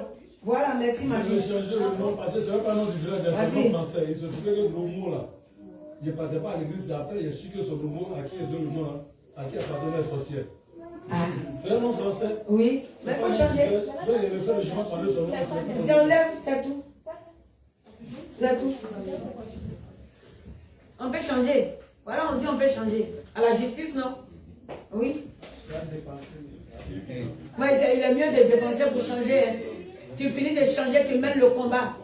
Et puis tu dis à l'ennemi que je ne m'appelle plus comme ça. Les choses ont changé. Voilà. C'est tout. Amen. Ah, il est 20h31.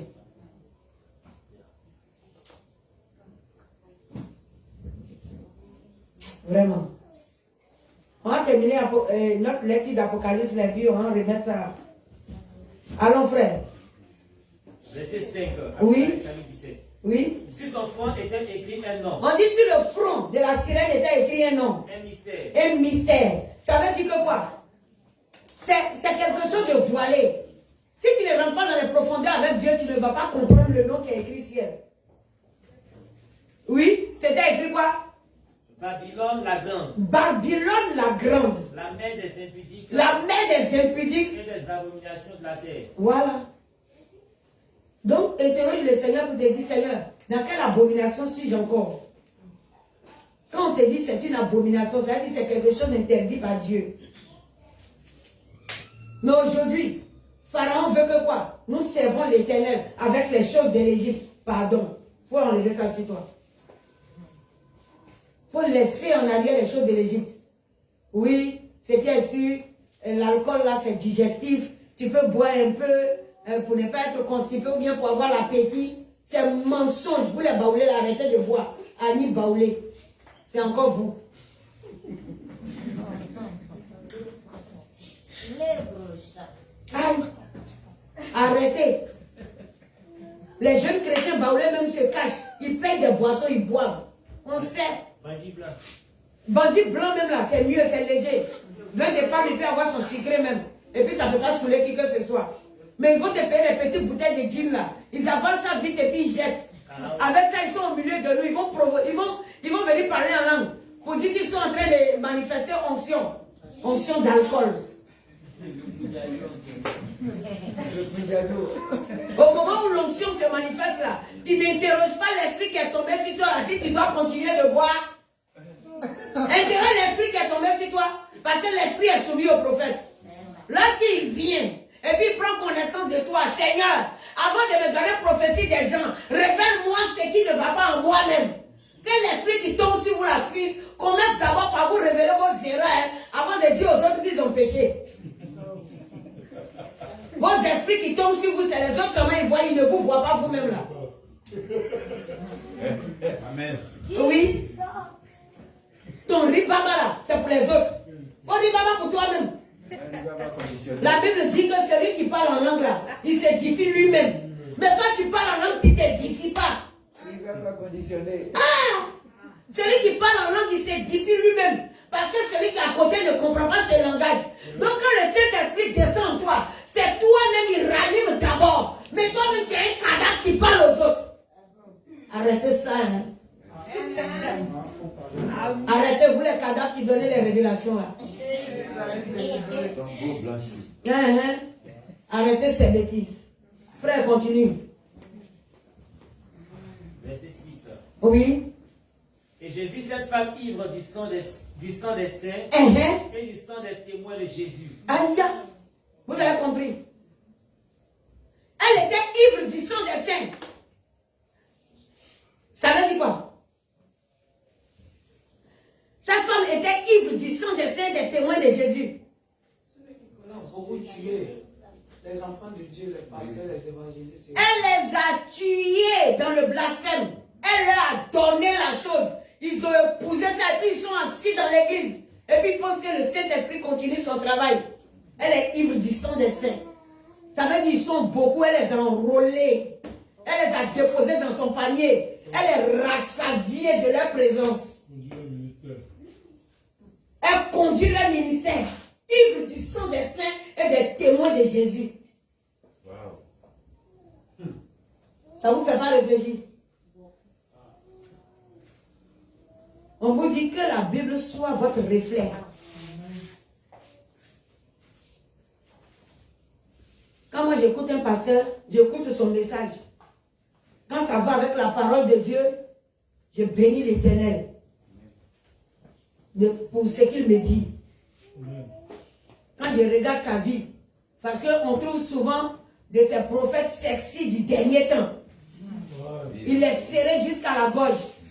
Des fois, cheveux, il laisse comme ça. On dirait lui aussi, il est devenu un Samson. Je ne sais pas s'il veut s'appeler Samson. Il y en a, ils vont friser cheveux là, un côté, et puis mettre red deux côtés. Des serviteurs de Dieu. Ils manifestent l'onction. Très bien. Et puis les deux tons piqués sont sur les têtes. Ça n'évangélise pas, ça ne glorifie pas Dieu. Mais c'est ce que le monde aime. Donc ils veulent plaire au monde. Il faut être choco. Être choco selon Pharaon. Arrêtez. Chocoïsme selon Pharaon. Il faut arrêter le chocoïsme selon Pharaon. S'il est possible, il faut laisser le cacao pour ne pas avoir choco. Ouais, le Seigneur pouvait dire à Samson, il ne faut pas manger le fruit des raisins. Pour ne pas qu'un jour tu commences à te saouler. Mais Samson a tout fait. Ça l'accompagnait où? À la mort. C'est tout. Il ne s'est pas ressaisi, ça l'accompagnait à la mort. Ressaisissez-vous. Vous vous cachez, vous faites des choses abominables. Ressaisissez-vous. Ressaisissez-vous. Les buveurs de couteau dans le secret. Là. Dans ces temps-là, le Seigneur dit beaucoup. Hein. C'est qu'il y a ses serviteurs qui se font plaisir. Ça, c'est un plaisir de l'enfer. Ils vont te dire, il faut montrer où on est écrit dans la Bible qu'il ne faut pas boire. Et Jésus a fabriqué l'eau en vin. Il faut prendre ton eau, tu as prié dessus. Si ça devient du vin, il faut boire. C'est l'eau, lui, il a pris, non? Est-ce qu'il est parti voir chose? Comment le kiosman pour prendre une bouteille de vin? Gérant de maquis. Ah, il n'est pas allé voir un gérant de maquis. On dit, il a dit, puisez l'eau et puis remplissez les vases. Maintenant, prenez l'eau là, allez-y donner. Aux invités, ils vont boire. C'est tout. Donc, mon frère, il faut remplir ton eau dans le gobelet. Seigneur, merci parce que je bois du vin. Et puis bois le sang de Jésus. Remplis-le dans le gobelet. Ça va te donner de la force. Tu vas avoir de l'appétit. Si tu te réveilles le matin à boire 1 litre d'eau, Tu vas voir, ça va donner santé et puis appétit. Chaque matin, 1 litre d'eau. On dit fais plus d'eau, c'est ça non? Alors, on dit c'est très bon. Voilà, papa Connie dit c'est très bon. Mais tu arrives au travail ou bien au dehors, tu t'en vas payer petit jean là. Hein? Tu te mets et puis tu dis c'est pour avoir appétit. Mon frère, c'est parce que toi-même tu as faim déjà. C'est pas appétit que tu as cherché. Tu as envie de boire. Sinon, si tu n'as pas appétit, il faut gêner. Tu n'as pas appétit, il faut gêner. C'est bon. Tu vas voir. Après 3 jours là, si tu ne vas pas avoir appétit. Ah. Tu n'as même pas arrivé 3 jours, tu vas manger. Quand je manque d'appétit. Tu ne manques pas d'appétit, c'est faux. Frère, continue la lecture, on finit sur l'Apocalypse là. Et en la voyant, oui, je fus saisi d'un grand étonnement. Verset 7 maintenant. Et l'ange me dit, pourquoi t'étonnes-tu? Je te dirai le mystère de la femme et de la bête qui la porte. Oui. Qui a les 7 têtes et les 10 côtes. La bête que tu as vue était, et elle n'est plus. Bon, je n'ai pas expliqué ça, donc il faut laisser. Amen. C'est tout. Il faut savoir que quand tu fais des choses qui sont abominables à l'Éternel, tu marches avec la prostituée. Voilà. Tu deviens fils ou fille de la sirène. Donc, de sorte que tu ne peux pas la chasser. Ah, nous, on a fait des délivrances. Ou à cause des bijoux, Baya, la sirène qui s'est manifestée dit, elle a ma chose sur elle. Ta chose est où? Voici mes bijoux dans ses oreilles. Voici mes Bayas à ses reins. C'est vrai. Ou bien vous n'avez jamais vu ça? Il y a des personnes, on était obligé de payer l'âme pour enlever d'abord les mèches sur les têtes. Il y en a là même, on a perdu du temps parce qu'ils ne voulaient pas couper leurs cheveux. Cheveux là déjà longs, ils ont mis mèche encore pour allonger. Pour ne pas raser la personne, on a perdu le temps là pour couper tout cheveu d'abord avant que la sirène va quitter. Parce qu'elle dit c'est ma chose. Mais maman, il y a quelque chose qui me fait un peu mal chez les musulmans. Que la femme meurt avec une mèche là. Oui. Et puis, ils vont enlever une mèche là. Mais ça ne rentre pas dans le royaume, mais ils savent ça au moins. Oui, ils vont enlever. Mais seulement ils n'ont pas adoré le véritable Dieu. Mais maintenant là, mais donc si vous savez qu'on ne peut pas enterrer quelqu'un avec les mèches là, ça veut dire qu'en réalité, tu ne dois pas vivre avec ça. Tu ne dois pas vivre avec ça. Il y a son âme déjà passée à les mèches. Ah! C'est maintenant que tu veux te faire. Rentre dans les profondeurs de la parole, tu vas voir. Le Seigneur n'apprécie pas ça. Et surtout dans les délivrances. La sirène en parle beaucoup, ça m'appartient. Quand tu parlais, tu dis ça m'appartient.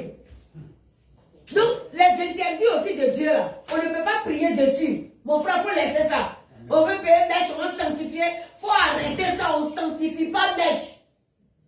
Si tu as payé ton beau habit au marché, laisse-toi conduire par le Seigneur, viens, il faut prier. Et puis tu portes. Il n'y a pas de problème. Mais tu as payé mèche, tu as prié dessus. Satan même lève, il rit. Il vient, il trouve la sirène, il dit, il ne veut pas être pris. Wow, son Dieu ne va pas exaucer. Les deux se tapent les mains. Copine, tu as gagné. Aïe. Satan et puis la sirène se tape les mains. Oh, copine, tu as encore gagné une âme. Ils n'ont qu'à s'asseoir dans l'église, ils vont remplir mèche là sur les têtes seulement. Elle fabrique ses modèles en bas de l'eau et puis elle vient. Elle fait sortir. Et puis il dit non, c'est pantalon de femme, c'est pantalon de garçon. Tu es conscient? Sinon, c'est toi-même tu blagues pas quelqu'un. Il faut dire c'est pantalon de femme, pas porter. Il n'y a pas pantalon pour femme ici. Oui, frère. Bon, c'est le témoignage d'une femme qui parlait de ce que Dieu lui a montré, 40 églises, qui étaient les vraies églises sur la terre. Mais jusqu'aujourd'hui, il y a jusqu'à 5 églises qui sont les vraies. Et le Seigneur dit, il n'est plus dans les grandes églises, si c'est dans les petites églises qui parlent du dépouillement, la sanctification, même des églises qui sont dans les petits couloirs, même là, lui, il est dedans, mais les grandes églises, lui n'a plus rien à voir avec ça. C'est Jésus qui est Seigneur. Alléluia.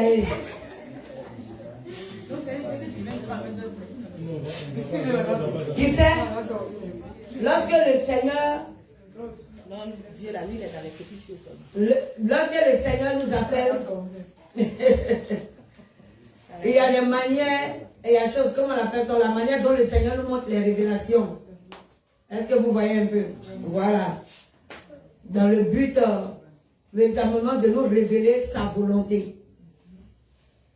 Ce que nous devons comprendre, les justes sont en train de quitter la terre. Si aujourd'hui, on ne trouve plus d'église approuvée, ça ne va pas nous étonner. Parce que Jésus a dit quoi?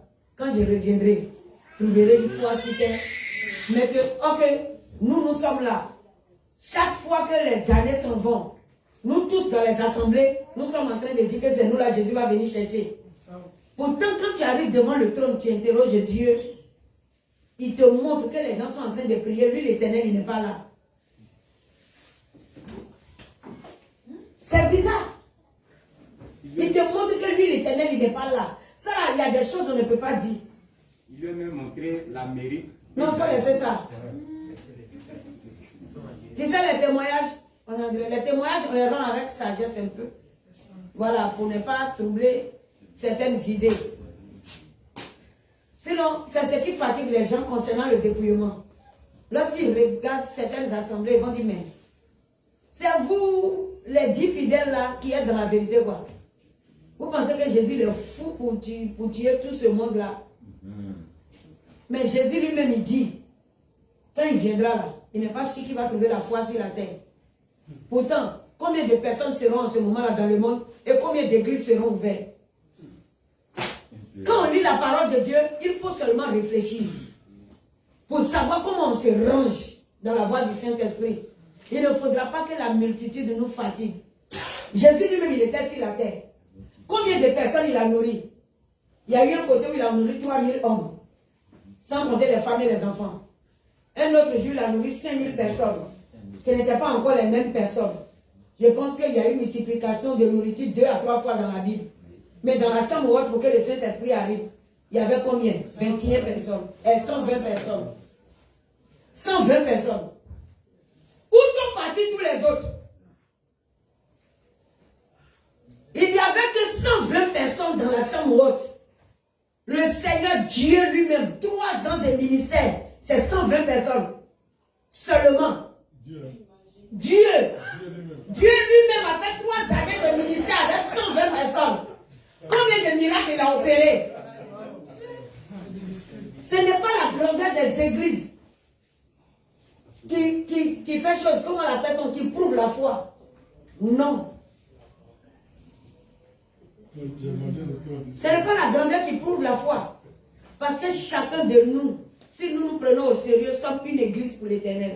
Amen. Amen. Ce n'est pas l'assemblée. Même on n'est pas nombreux ici. Si la trompette sonne, le Seigneur connaît combien sera enlevé. Quoi qu'on n'est pas nombreux ici.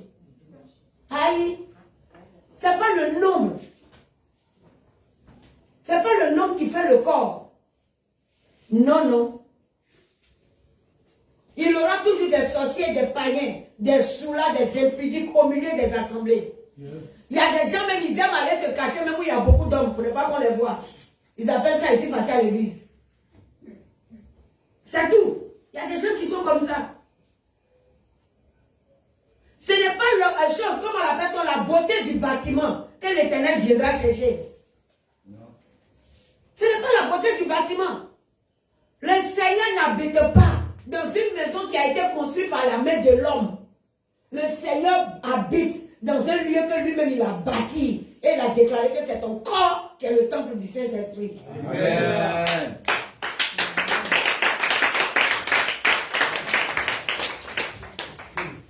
C'est ton corps qui est le temple du Saint-Esprit.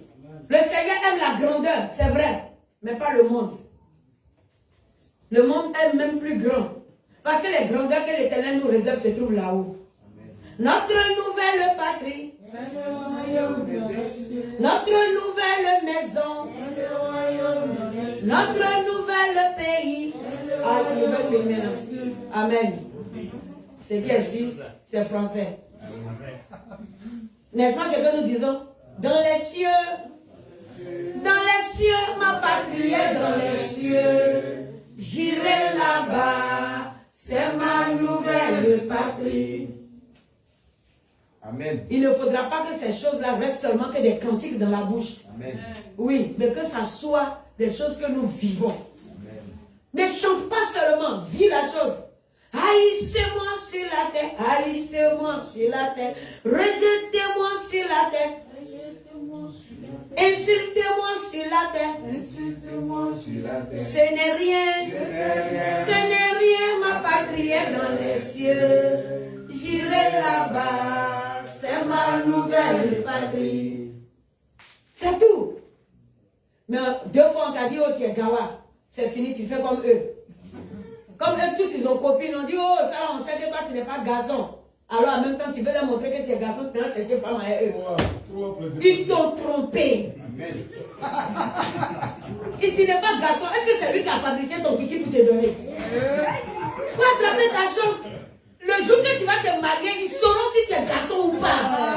Aïe, il faut leur montrer que tu es garçon. Mais toi, ton côté garçon là, appartient à Jésus-Christ de Nazareth. Le jour que le Seigneur va le soulever pour envoyer vers une soeur, c'est la soeur là qui aura la chose. C'est tout.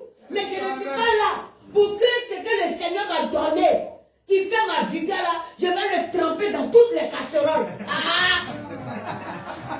C'est quoi? C'est pain et café ou bien? Tu as trempé ça dans toutes les casseroles. Garde-toi un peu. Et puis attends le jour où le Seigneur va te donner l'ordonnance. Amen. Alléluia. S'il pense que tu n'es pas garçon, ça ne tient qu'à lui, c'est son affaire. Amen. Il n'a qu'à attendre le jour de ton mariage. Ta femme va sortir 9 mois après à un jumeau. Amen. Et puis lui, sa femme serait en train de chercher un enfant.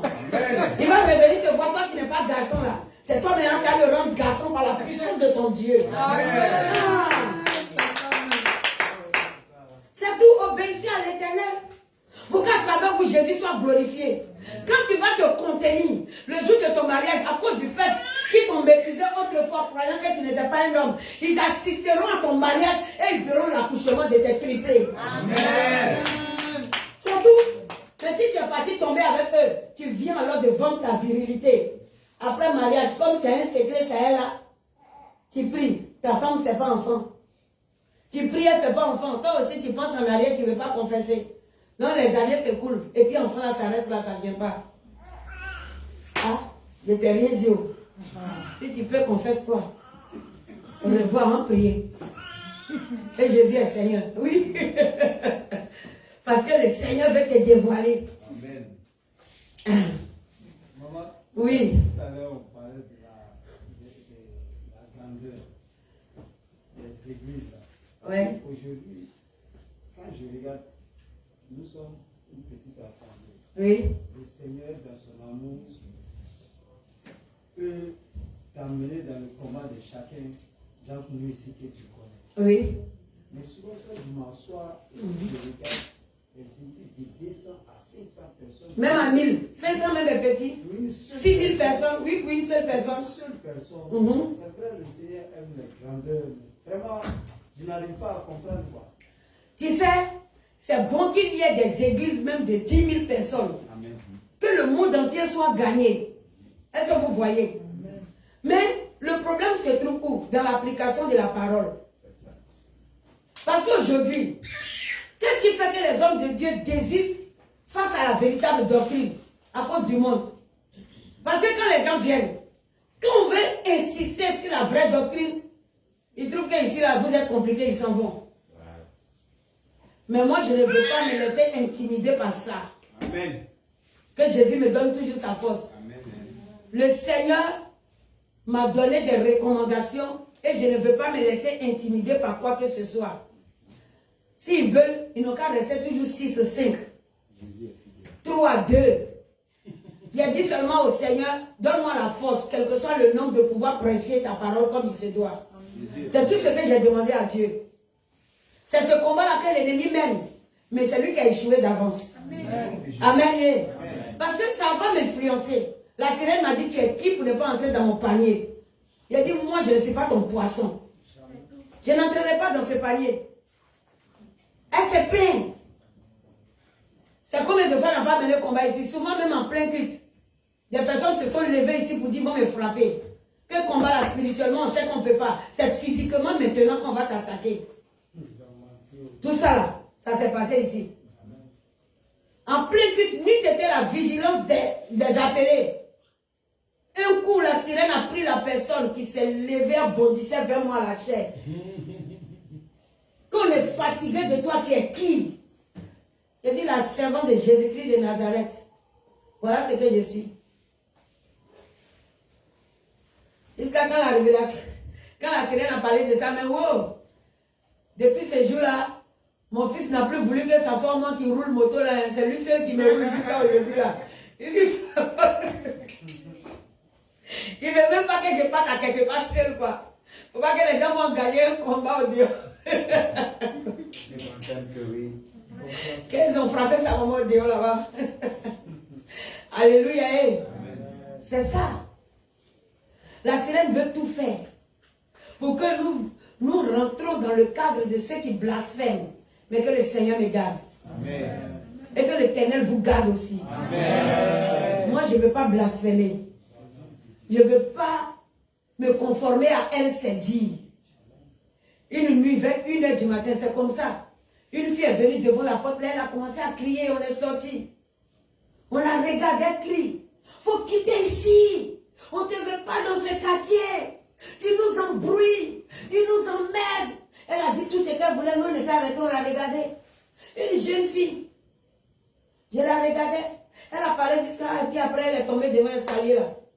Quand elle s'est retrouvée, elle regarde à gauche, à droite. Elle dit, ma fille, ça va? Elle dit, tanti, tu habites où? Elle dit, j'habite à quelque part vers là-bas. Elle dit, il y a quoi? Elle dit, elle ne sait pas. Vous voyez? Elle ne sait pas. C'est la sirène qui est venue se plaindre comme ça. Vous voyez, une fois, je suis parti au SEMA. Et puis, il a dit qu'on allait briser les liens de la sirène. Dans la vie des Baoulés, le Seigneur avait donné la révélation en ces temps. J'ai parlé ça au SEMA là-bas, on a fait le programme. Oui? Pourquoi ce privilège? Je te dis. Abraham, pourquoi est trop là-bas? L'alliance des eaux. Amener travaille beaucoup dans leur vie. Moi, j'ai fini de faire un os là-bas, j'arrive ici. La sirène a pris corps d'une jeune sœur là, pour venir s'arrêter là, au carrefour. Demandez à mes enfants là. C'est toi tu sais qu'on doit briser les liens d'Abraham beaucoup. On avait filmé ça un peu. Oui, mais pourtant la personne même ne sait même pas que j'ai donné révélation là-bas. Mais la sirène est venue m'attendre ici. Il a dit qu'elle se comportait comme si elle était en parade avec moi. J'ai dit aux enfants là, entrez, parce qu'elle fait exprès d'attirer les regards. Les gens ne vont pas savoir que c'est un esprit qui est dans ce corps. Ils vont croire que la prophétesse est en train de faire parade avec quelqu'un. Elle s'est arrêtée au carrefour là. Injure sur injure. C'est à cause de toi je suis venu. Tu crois que quoi? Donc c'est toi qui sais tout, tu connais les profondeurs quoi. Il faut venir briser les liens. Viens briser. Hein? Oui. Regardez là. Il y a combien de broches?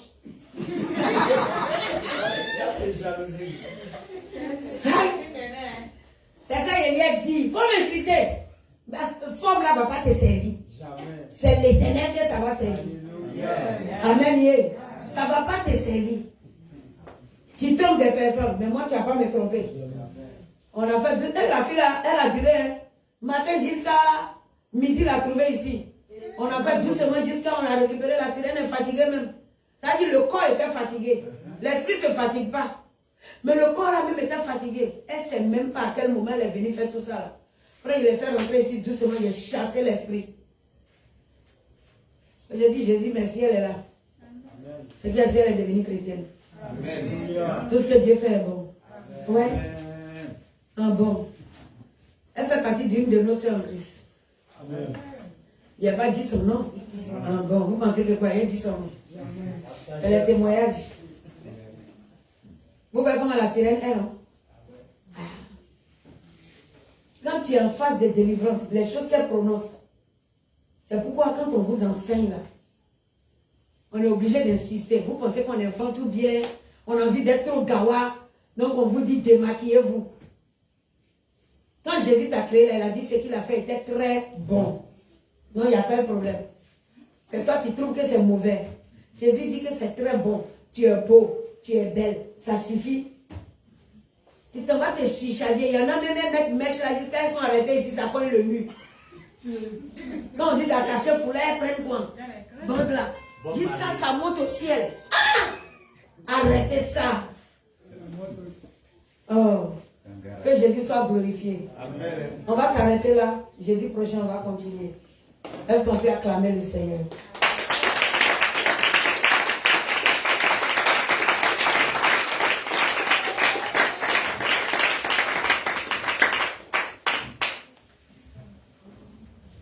Alléluia. Sinon, les agents de la sirène, elle les a trop envoyés vers moi ici. Mais il y a eu toujours échec dans son camp, c'est tout. Hein? Il y a une même qui a appelé monsieur, je ne sais pas, une nuit là, vous vous souvenez? Ézéchiel, tu te souviens? Elle s'appelait Dorcas. Pour comme ça, on ne sait pas ce qu'il a pris. Elle est venue dormir ici. Et puis elle s'est réveillée la nuit. Elle a appelé quelqu'un de venir la chercher. Nous, on n'est pas au courant. Quand il est arrivé, elle est descendue, elle a ouvert la porte, elle est sortie.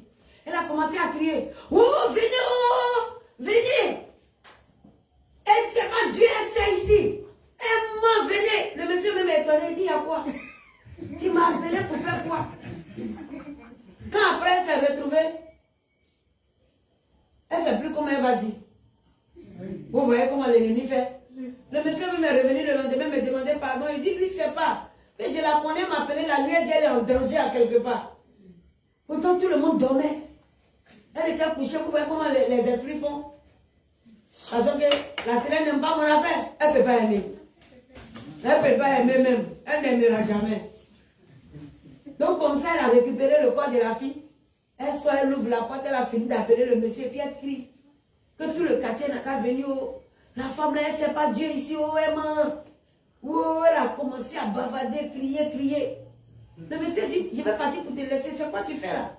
Tu m'as appelé pour dire que tu es en danger, je viens, tout le monde dort. Et toi seul qui es sorti, tu cries. Je ne comprends pas ce qui se passe. Il n'y a personne. Et puis il n'y a personne. C'est quand elle s'est retrouvée le lendemain, qu'elle est étonnée d'aller se retrouver chez le monsieur. Ils sont partis avec elle pour dormir. Donc ils sont revenus ensemble encore le lendemain. Ici. Elle dit, ah oui.